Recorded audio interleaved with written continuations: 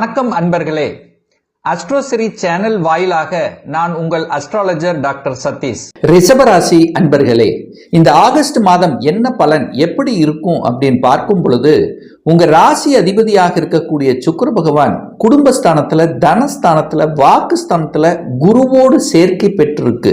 அப்போ ஒரு நல்ல தன்மை தான். சுக்கிரன் குரு சேர்ந்தாலே பணத்தை கொடுக்கும். அப்போ உங்களுடைய எண்ணங்கள் எல்லாம் பணத்தை எப்படி பெருக்குவது, பணம் சார்ந்த விஷயங்கள், தொழில் சார்ந்த விஷயத்தில் தான் உங்க நாட்டங்கள் இருக்கும்.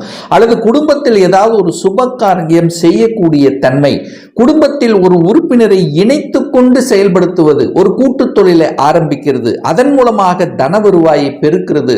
இந்த மாதிரி அல்லது கணவன் மனைவி 2 பேரும் சேர்ந்து ஒரு தொழிலை செய்யலாம். இந்த மாதிரியான எண்ண ஓட்டங்களை கொடுக்கக்கூடிய ஒரு மாதமாக இந்த ஆகஸ்ட் மாதம் அமைய பெறும். அதே இந்த சுக்கிரன் பார்த்தீங்கன்னா ஆகஸ்ட் மாதம் 21ஆம் தேதி 3ஆம் இடத்துல வந்து அமர்கிறார். அப்போ உங்க ராசிநாதன் 3இல் வந்து அமர்ந்து கொண்டு 9ஆம் இடத்தை பார்க்குது, பாக்கியஸ்தானத்தை பார்க்குது. அப்போ நிச்சயமாக தொழிலில் ஒரு பாக்கியத்தை அடையக்கூடிய தன்மைங்கிறது இருக்கு. ஒரு பெயரையும் புகழையும் தரும். ஏன்னா 3ஆம் இடம் என்பது கீர்த்தி ஸ்தானம் அல்லதுவா?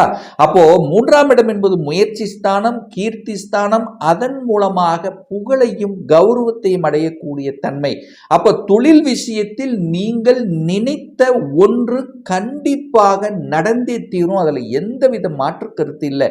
ஏன்னா 10க்குரியவன் 11ஆம் இடத்துல போய் அமர்ந்திருக்கார். அப்போ லாபஸ்தான அமர்ந்திருக்கக்கூடிய நிகழ்வுங்கிறது இந்த காலகட்டத்தில் இருக்கிறது. அப்போ தொழில் ரீதியாக, வேலை ரீதியாக இந்த ரிஷபராசி என்பவர்கள் நன்மைகளை அடையக்கூடிய ஒரு காலகட்டம் தான் இந்த ஆகஸ்ட் மாதம்.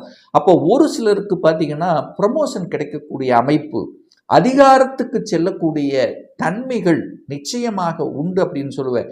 வேலை இல்லாத வேலையை திடீர்னு விட்டுட்ட, அவசரப்பட்டு கோவப்பட்டு விட்டுட்டேன்னா கூட இந்த ஆகஸ்ட் மாதம் உங்களுக்கு உண்டான வேலை நிச்சயமாக கிடைத்தே தீரும். அதில் எந்தவித மாற்று கருத்தும் கிடையாது. ஒரு சிலருக்கு ரெகனைசேஷன் உண்டு, ஒரு சிலருக்கு துறை ரீதியான மாற்றம், இடமாற்றம். இந்த மாதிரியான விஷயத்தில் இருக்கின்றவர்களுக்கெல்லாம் நல்லது நடக்கக்கூடிய தன்மைங்கிறது இந்த ஆகஸ்ட் மாதத்தினுடைய பிற்பகுதி உண்டு. ஏன்னா நீங்களே போய் மாற்றம் என்று சொல்லக்கூடிய 3ஆம் இடத்துல போய் அமர்கின்ற காரணத்தாலும் அங்கே புதனோடு சேர்ந்திருக்கும் போது, புதன் தனாதிபதி பாக்யாதிபதியோடு சேர்ந்திருக்கிறது ஒரு பிளஸ் பாயிண்ட் அப்படின்னு சொல்லுவேன். அப்போ தனத்தில் இந்த ரிஷபராசி என்பவர்களுக்கு எந்த பிரச்சனையும் கொடுக்க போவது இல்லை. குடும்பம் ரீதியில் சின்ன சின்ன பிரச்சனைகளை சந்தித்து கொண்டிருக்கக்கூடிய ரிஷபத்துக்கு அதிலிருந்து விடிவு, புரிந்து கொள்ளக்கூடிய தன்மை உண்டு. ஏன்னா குரு சுக்கிரன் இணைஞ்சாலே அந்த இடத்துல பார்த்தீங்கன்னா பணம் கொடுக்கும். ஆனால் சின்ன சின்ன விஷயத்தில் ஒரு எதிர்த்தன்மை கொண்ட கருத்துக்கள் நிச்சயமாக குடும்பத்தில் உருவாக்கும்.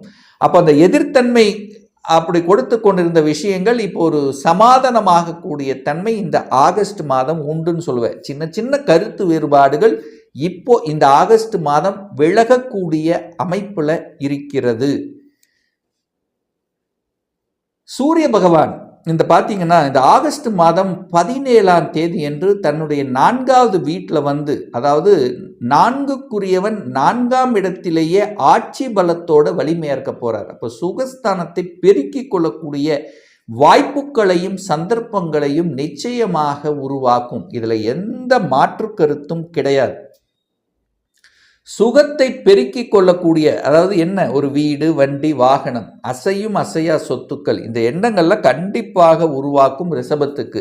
ஏற்கனவே பணம் இருந்து ஒரு வீடு வாங்கணும் அப்படின்னு தேடிக்கொண்டிருந்தவர்கள், அலைந்து கொண்டிருந்தவர்களுக்கெல்லாம் நிச்சயமாக கிடைக்கும். இந்த மாதம் வாங்கிடலாம் அப்படிங்கிறத ஒரு கண்டிப்போட, ஒரு கான்ஃபிடென்ட் கண்டிப்பாக உண்டு. அது என்ன பத்திரப்பதிவு செய்யக்கூடிய அமைப்புங்கிறது சந்தர்ப்பங்களை உருவாக்கும். ஏன்னா சூரியன் பார்த்தீங்கன்னா கண்டிப்பாக இந்த ஆகஸ்ட் மாதத்தில் சுக்கிரனுடைய நட்சத்திரத்தில் பிரயாணம் பண்ணுவார். அப்போ உங்கள் ராசிநாதன், அப்போ உங்கள் எண்ணங்கள் பூர்த்தியாகும், உங்கள் ஆசைகள் பூர்த்தியாகும். ஒரு புதிய வாகனம் வாங்கணுங்கிற எண்ணத்தில் இருக்கிறீங்க, அந்த எண்ணங்கள் நிறைவேறும். இந்த வண்டி தான் வாங்க போகிறோம், இல்லைன்னா புக் பண்ண போகிறீங்க, இல்லைன்னா வண்டி எடுக்க போகிறீங்க. இந்த மாதிரி வண்டி வாகனம் சம்பந்தப்பட்ட விஷயத்தில் நற்பலன்கள், அல்லது வீடு வாங்கக்கூடிய விஷயத்தில் நற்பலன்களை கொடுக்கக்கூடிய ஒரு மாதம் இந்த ரிஷபத்துக்கு அப்படிங்கிறத ஸ்ட்ராங்காக சொல்லலாம். ஆனால் ஒரே ஒரு விஷயம், சூரியனோடு கேது அங்கு இணைகிறது. அப்போ சூரியன் தகப்பனை குறிக்கக்கூடிய இடம், 4ஆம் இடம் என்பது தாயை குறிக்கக்கூடிய இடம். அந்த இடத்துல கேது இருக்கும். அப்போ என்னன்னா, தாய் தந்தையரை மற்றும் கொஞ்சம் கஷ்டப்படாமல் பார்த்து கொள்வது நல்லது. அவங்களுடைய ஹெல்த் விஷயத்திலும் நீங்கள் கொஞ்சம் அக்கறை எடுத்துக்கொள்வது இந்த ஆகஸ்ட் மாதம் சிறப்பு. அப்போ தாய் தந்தையினுடைய மனசை வலிக்காமல் பார்த்து கொள்வது ரிஷபத்துக்கு ரொம்ப ரொம்ப நல்லது. இது ரொம்ப அவசியமாக நீங்கள் தெரிஞ்சுக்க வேண்டியது. சூரியன் அதிகாரம், அட்மினிஸ்ட்ரேஷன், தலைமை பண்பு இது எல்லாத்தையும் கொடுக்கும். அதில் எந்த மாற்று கருத்து இல்லை. ஏன்னா சூரியன் ஆட்சி பலத்தோடு உட்கார போகிறார். ஆனால் கேதுவோடு சேரும்போது அங்கே உயிர் காரகத்துவம் என்று சொல்லக்கூடிய தாய் தந்தையை நசுக்கக்கூடிய அமைப்பில் இருக்கிறதுனால கொஞ்சம் கேர் எடுத்துக்க வேண்டியது அவசியம் ரிஷபராசி அன்பர்கள். அதுக்காக நீங்கள் பயந்துக்க வேண்டிய அவசியம் இல்லை. கொஞ்சம் அவங்களுடைய மனசு நோகாமல் பார்த்துட்டாலே போதும். ரைட். குழந்தைகள் சார்ந்த விஷயங்கள் எப்படி இருக்கும்? அப்போ குழந்தையை குறிக்கக்கூடிய ஒரு ஸ்தானம் அப்படின்னா அது 5ஆம் இடம். அந்த 5ஆம் அதிபதி புதன் தனக்கு 11ஆம் இடத்துல இருக்கார். அது வக்ரத்தோடு இருக்கார். இந்த மாதம் வக்ர நிவர்த்தி அடைகிறது. இது ஒரு ப்ளஸ் பாயிண்ட். குழந்தை காரக கிரகம் என்று சொல்லக்கூடிய குரு பகவான் தனஸ்தானத்தில் உட்கார்ந்துருக்கு. அப்போ நல்ல தன்மைத்தான் உங்களுக்கு கொடுக்க போகிறது.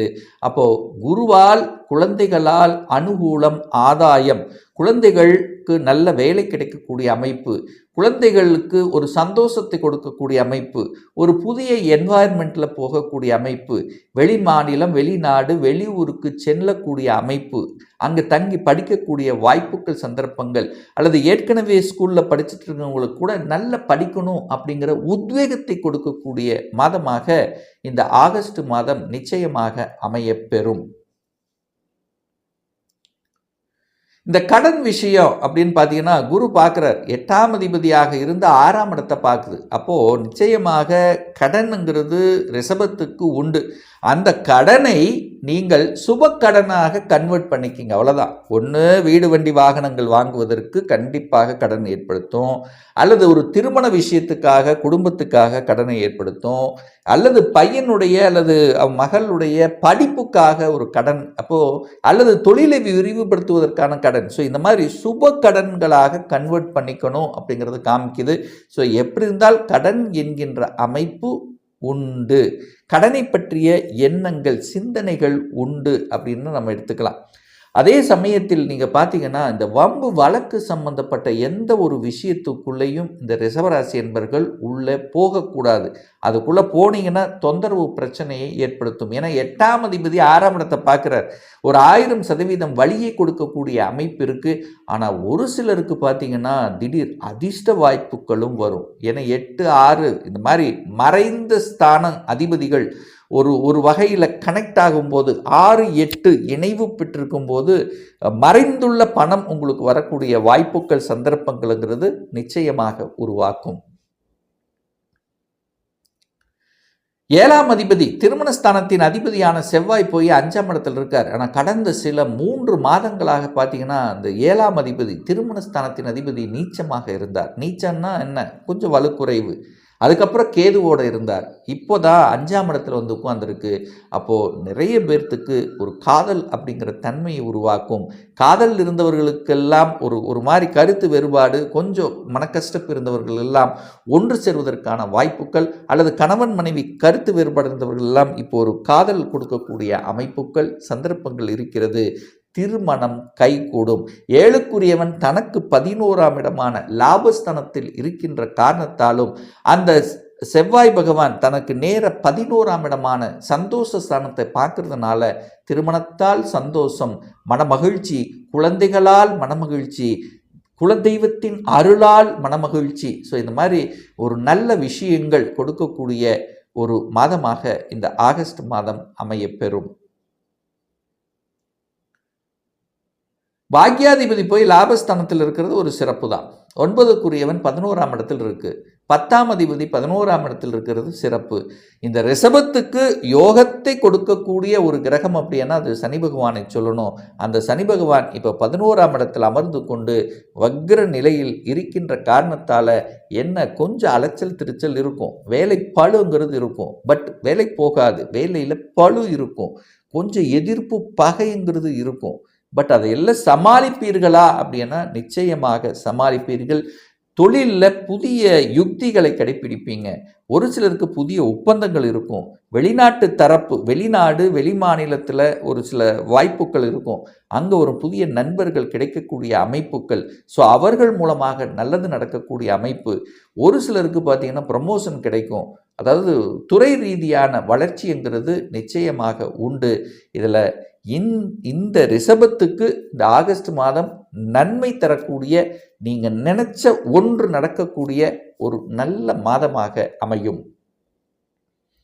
ஒரு நல்ல தெய்வ வழிபாடு இந்த மாதம் அப்படின்னு எடுத்துக்கொண்டால், அதாவது ஆகஸ்ட் மாதம் 17ஆம் தேதி அதாவது ஞாயிற்றுக்கிழமை வருது. ஆவணி மாதம் 1ஆம் தேதி சனி பகவானுடைய பிறந்த நாள், ஜெயந்தி, சனி ஜெயந்தி. ஸோ அன்றைய நாள் நிச்சயமாக நீங்கள் சென்று அந்த நவகிரகத்தில் இருக்கக்கூடிய சனி பகவானுக்கு நீங்கள் எப்படி வழிபடணும்னு ஆசைப்படுறீங்களோ அப்படி வழிபடுங்க. அதில் எந்த மாற்றம் இல்லை. சனி பகவானை அன்னைக்கு போய் நீங்கள் வழிபட்டீங்கன்னா, ஏன்னா சனி தான் உங்களுக்கு பாக்கியத்தை கொடுக்கக்கூடியவன், தொழில் ஸ்தானத்தின் அதிபதி. தொழில் ரீதியாக பாக்கிய ரீதியாக இருந்து வந்த பிரச்சனைகள் நிச்சயமாக குறைக்கும். அதில் எந்த மாற்று கருத்தும் கிடையாது. அதே போல ஆவணி மாதம் 9ஆம் தேதி என்று, அதாவது 25/8/2025 அன்று திங்கட்கிழமை செவ்வாய் பகவானுடைய பெயர், அதாவது ஜெயந்தி வருது, பிறந்த நாள். செவ்வாய்ங்கிறது இந்த ரிஷபத்துக்கு யாருன்னா 7க்குரியவன். அப்போது திருமண தடை இருக்கிறது, திருமணம் நடக்கவே மாட்டேங்குது, கணவன் மனைவிக்குள்ள ஒரு பிரச்சனை இருக்குது, அல்லது ஒரு கூட்டு தொழிலில் ஒரு பிரச்சனை இருக்குது, வெளிநாட்டுக்கு செல்ல முடியல. ஸோ இந்த மாதிரியாக இருக்கக்கூடியவர்கள் எல்லாம் அன்றைய தினம் நவகிரகத்தில் இருக்கக்கூடிய செவ்வாய் பகவான் அல்லது முருகப்பெருமானை சென்று வழிபடும்போது நிச்சயமாக அந்த குறைகள் அத்தனையும் நிவர்த்தி ஆகுங்கிறதுல எந்தவித மாற்று கருத்தும் கிடையாது.